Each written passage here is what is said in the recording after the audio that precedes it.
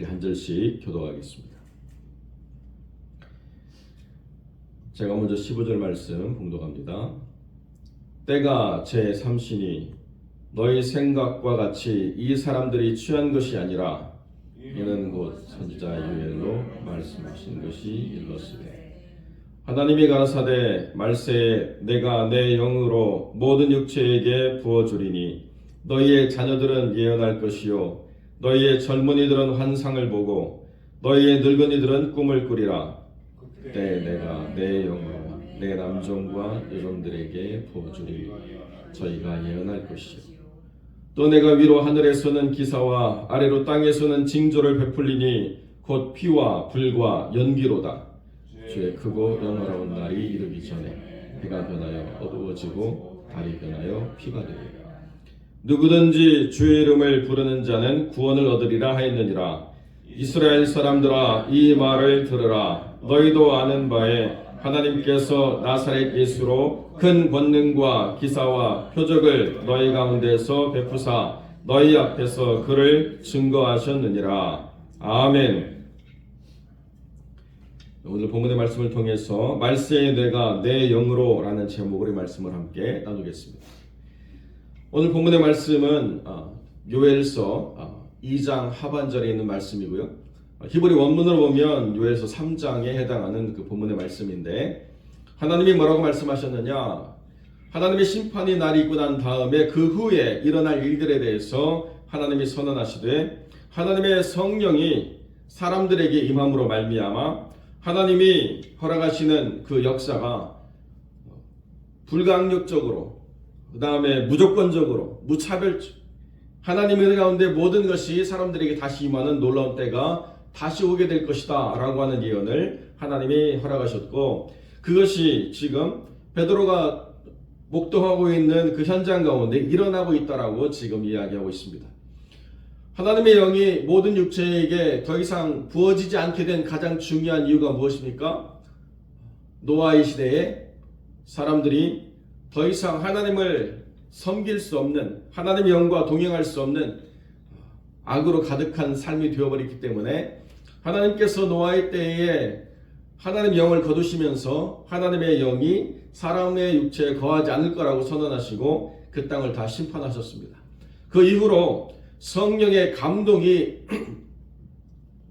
어떤 사람들에게 임하고 때로는 하나님이 동행하시는 거룩한 역사를 가진 소수의 사람들이 있었지만은 그러나 모든 육체에게 성령이 임하는 이 놀라운 사건은 이루어지지 않았다는 것입니다.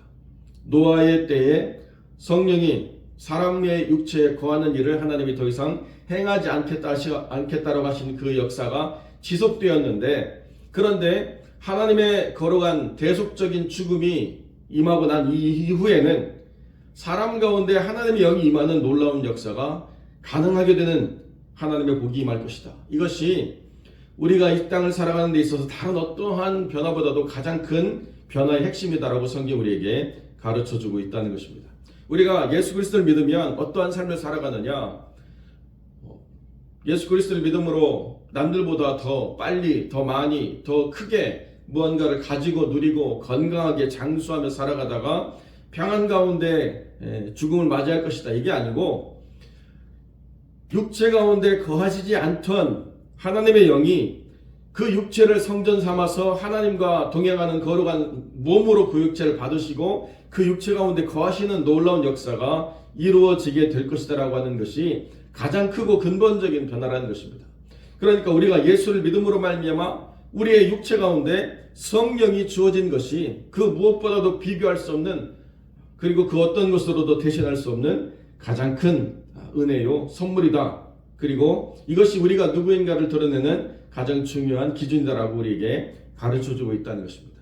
그러니까 우리가 예수를 믿음으로 깨달아야 될 가장 중요한 것은 나라고 하는 육체에 하나님의 영이 부어주신 바 되었다라고 하는 것을 우리가 분명히 깨닫고 그 성령의 역사가 우리 가운데서 드러나는 거룩한 삶의 결과가 나와야 된다라고 하는 것이 우리에게서 너무나도 당연한 것임을 우리가 깨달아야 된다는 거죠.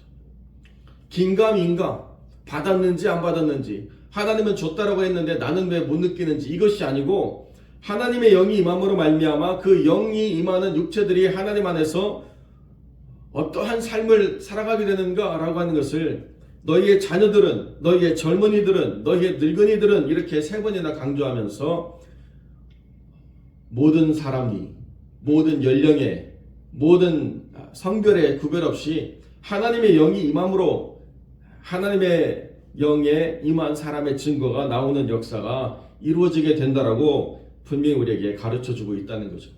너희의 자녀들은 예언할 것이요, 미래의 일을 말하는 것으로 예언이 끝나는 것이 아니라 너희의 자녀들은 하나님의 말씀을 하나님 앞에서 세상 사람들에게 선포하는 사람들이 될 것이요 이라고 하는 것이 더 분명한 증거죠. 너희의 젊은이들은 환상을 보고 하나님이 주시는 비전을 보고 너희들의 늙은이들은 꿈을 꾸리라.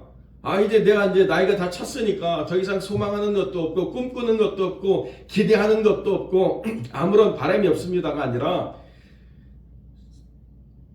늙은이라고 하는 그때 당시의 삶에서 표현하는 그 단어는 이제 모든 것이 다 제약이 있고 무언가를 기대하는 것이 가능하지 않은 나이라고 한다면 하나님의 영이 임할 때 그것은 꿈을 꾸는, 기대를 갖는, 소망을 갖는 변화의 삶을 살아가게 될 것이라고 성경이 분명히 우리에게 가르쳐주고 있다는 것입니다. 환상을 보고 꿈을 꾸고 예언을 한다라고 하는 것은 그때 당시에 사람들이 하나님과 교제하던 방식이었다는 것입니다.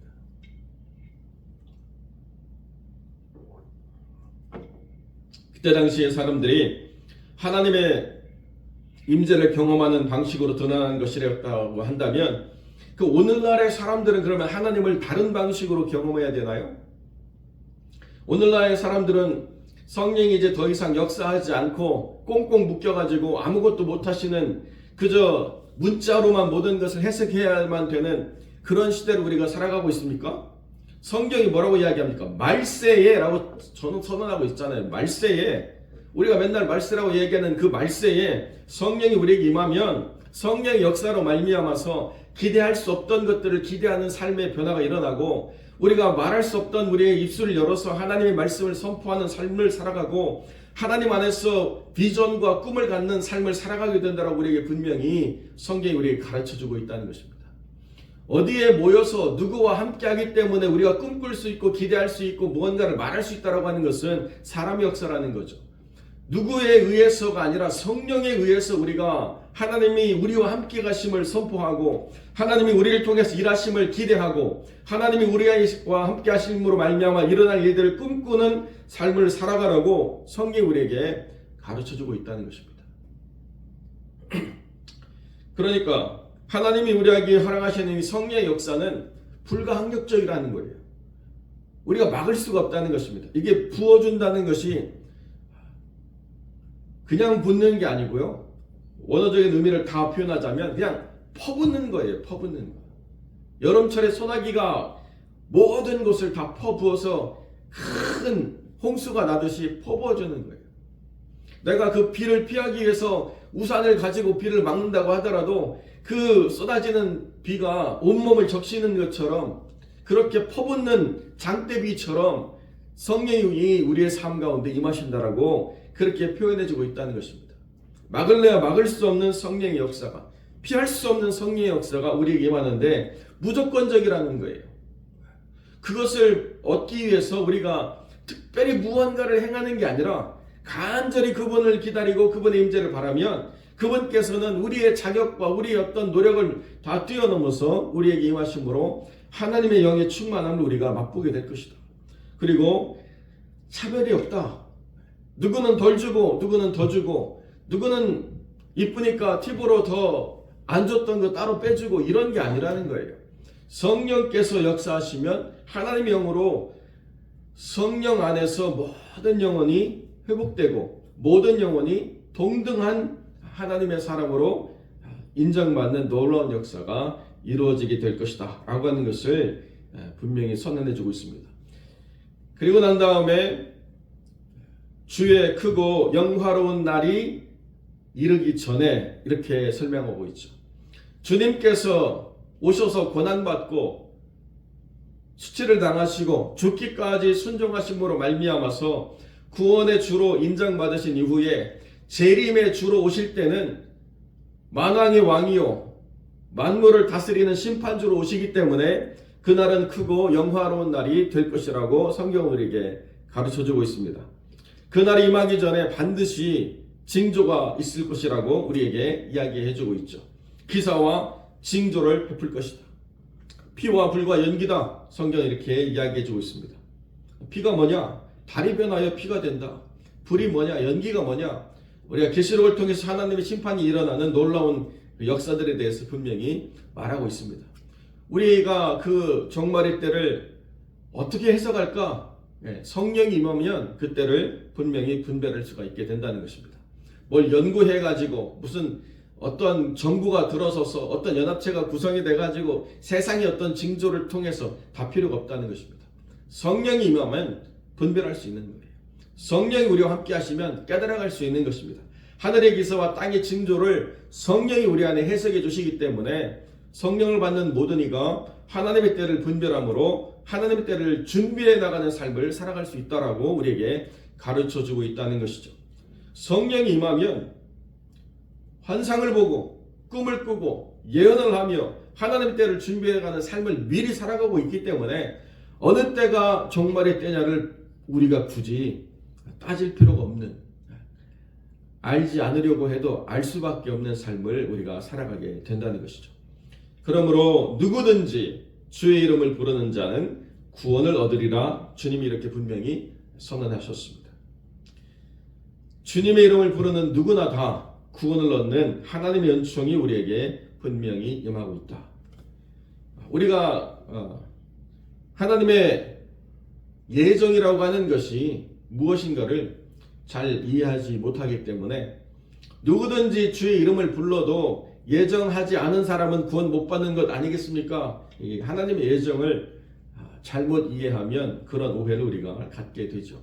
그 부분에 대해서는 너무 긴 내용들이 되기 때문에 오늘 이 아침에 우리가 다 설명할 수 없지만 하나님의 예정이라고 하는 것은 지극히 편협하고 특별한 사람들만 받는 하나님의 미리 선발된 예정이 결단코 아니라는 것을 우리가 분명히 깨달아야 됩니다. 하나님의 예정이라고 하는 것이 포괄적이고 은혜로 충만하고 무차별적인 은혜라는 것을 우리가 분명히 알아갈 때에 누구든지 주의 이름을 부르는 자 곧 구원 얻는가라고 하는 것을 우리가 분명히 이해할 수 있게 되는 것이죠. 그리고 난 다음에 이스라엘 사람들아 이 말을 들으라 라고 베드로와 열한 사도가 서서 소리를 높여서 사람들에게 선포하고 있습니다. 여러분, 이스라엘 사람들만 해당하는 걸까요? 우리가 지난 새벽에 함께 나눴던 것처럼 바데인과 메데인과 엘람인과 메소포다와 유대와 갑바도기아와 본도와 아시아와 온갖 지역에서 심지어는 로마에서부터 나그네까지 유대교로 들어온 모든 사람들인데 여기서 말하는 이스라엘 사람들이라고 하는 것은 이 민족과 언어를 다 무관하게 포함하는 특별한 이름이라고 하는 것을 우리가 이해하지 않으면 누구든지라고 하는 것을 우리가 이해를 못한다는 것입니다. 예루살렘과 유대에 사는 이스라엘 사람들만 이야기한 것이 아니고 주의 이름을 부르는 누구나가 다 참 이스라엘 사람이라고 성경이 우리에게 선언하고 있기 때문에 주의 이름을 부르는 자 곧 구원 얻은 이스라엘 사람들이라고 일컫는 모든 이들이 이 말을 경청해야 될 것이 무엇이냐? 하나님께서 나사렛 예수로 큰 권능과 기사와 표적을 너희 가운데서 베푸사 너희 앞에서 이미 증거하셨다. 그분이 누구인가를 드러내셨다. 이것이 표적과 기사에 처음에 있다라고 하는 것을 분명히 선언해주고 있다는 거죠. 그러니까 우리가 기억해야 될 가장 중요한 가치는 무엇입니까? 누구든지 주의 이름을 부르는 자가 구원을 얻음으로 말미암아 구원받은 백성에게 주시는 하나님의 은혜의 선물 성령의 임재라고 하는 것은 너무나도 당연하고 너무나도 마땅한 것이다. 줘도 좋고 안 줘도 감사하고 아니고 무조건 임해야 되는 것이고 이것이 나에게 구원받은 사람이라고 하는 증거라고 하는 것을 우리가 분명히 깨달아야 된다는 거죠. 성령이 임하는 게 구원의 증거예요. 성령의 임재가 있는 게 구원의 증거예요. 성령과 동행하는 게 구원의 증거예요.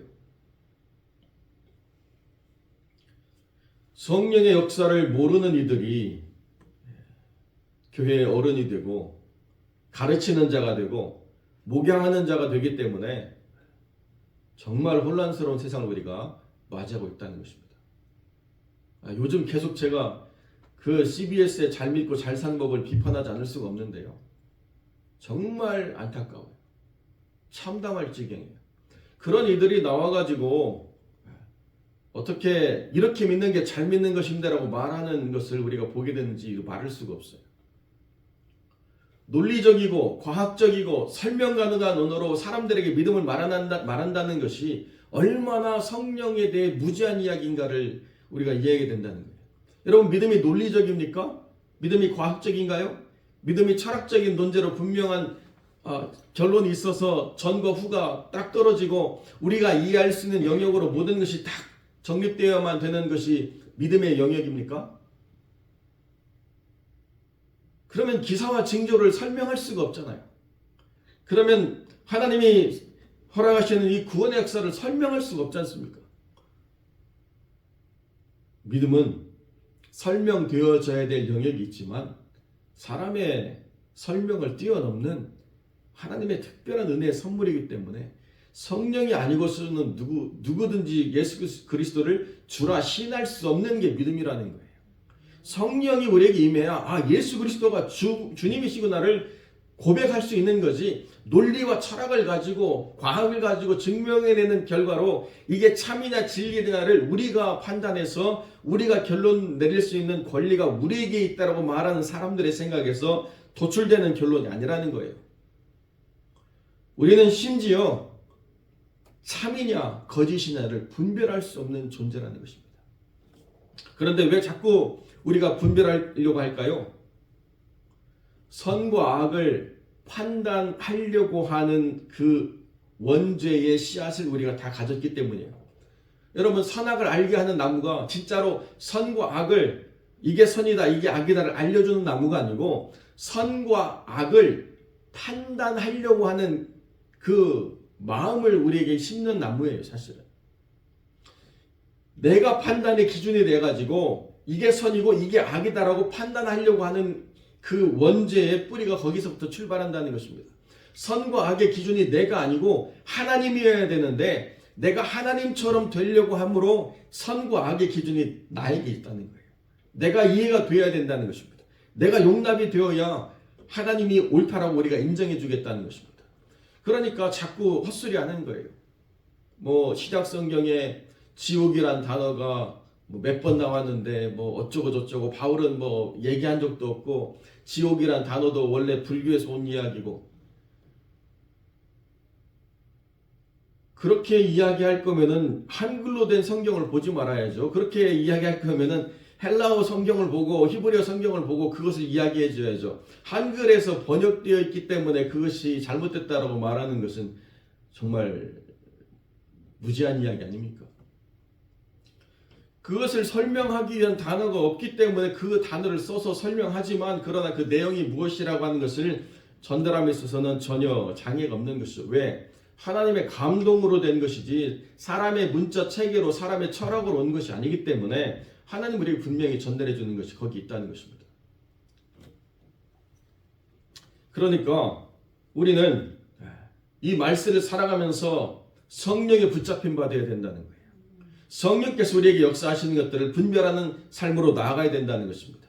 성령이 우리를 통해서 말씀하시는 바, 성령이 우리를 통해서 바라보게 하시는 바, 성령이 우리의 입술을 통하여서 증거하기를 원하시는 바를 우리가 선포하고 그것을 꿈꾸는 삶이 되어야 된다는 것입니다. 성령께서 우리에게 원하시는데 내 머리가 이해가 되지 않아요. 내 마음이 차지 않아요. 그래서 하나님을 근심케 하는 일을 우리가 버리고 살아간다고 한다면 이게 얼마나 안타까운 일입니까? 옳기 때문에, 마땅하기 때문에, 좋아하기 때문에, 합리적이기 때문에, 경제적으로 가능하기 때문에 그래서 꿈꾸는 사람이 있어요? 그건 꿈이 아니죠. 그건 환상이 아니에요. 그건 비전이 아니에요. 논리적으로 설명할 수가 없고 나의 주제를 봐서는 그런 이야기를 할 수 없는데 성령이 그것을 꿈꾸게 하시니까 말하는 거죠. 성령이 그걸 보게 하시니까 설명하는 거예요. 성령이 내 안에 그런 감동을 주셔서 나로 말미암아서 말하지 않으면 내 마음이 불붙는 것 같아서 선포하게 되는 게 하나님의 말씀을 대언하는 거예요. 논리에 입각해서 사람의 마음에 마땅하기 때문에 또 모든 것이 가능해서 말하는 것은 그건 무슨 기업체가 말하는 프리젠테이션이지 이거는 하나님의 영의 역사가 아니라는 것입니다. 사랑하는 성도 여러분, 꿈꾸십시오. 비전을 가지십시오. 하나님이 여러분에게 꿈꾸고 또 바라보게 하시는 것들을 입으로 선포하십시오. 괜히 내가 먼저 입으로 방정맞게 이런 이야기가 해가지고 사람들한테 조롱을 받을까 아니라는 거예요. 하나님이 바라보게 하시는 것들을 말하고 내 스스로가 선포하는 거예요. 그래야 하나님의 역사가 이루어진다는 것이죠. 제 개인적인 경험입니다. 이것을 일반화할 수는 없는데요. 대학교 다닐 때 대학 교정을 이렇게 걸으면 비행기를 볼 때마다 이상한 감동이 들어요. 제가 꼭 그걸 타고 어디로 나갈 것 같아요. 야, 하나님이 나를 어디로 이렇게 보내실 것 같은 그런 이야기가 있어서 그런 이야기를 제가 자주 했던 적이 있습니다. 하나님은 분명히 이 땅을 떠나게 하실 것 같다. 여러분 그때 제가요 아무런 준비가 되어 있지 않았어요. 정말 나도 모르게 자꾸 왜 내가 그런 이야기를 하는지 모르겠는데 신학교를 졸업하고 난 다음에 갑자기 2달 만에 제가 유학을 준비해가지고 아무런 증명 서류 없이 종이 한 장 들고 대사관에 갔습니다. 저처럼 뻔뻔하게 대사관을 간 사람이 없어요. 다 여행사에서 서류 준비하라고 해가지고 뭐 은행 잔고 증명 뭐 무슨 증명 해가지고 파일책을 이만큼 가져오는데요. 저는 딸랑 종이 한 장 들고 갔어요.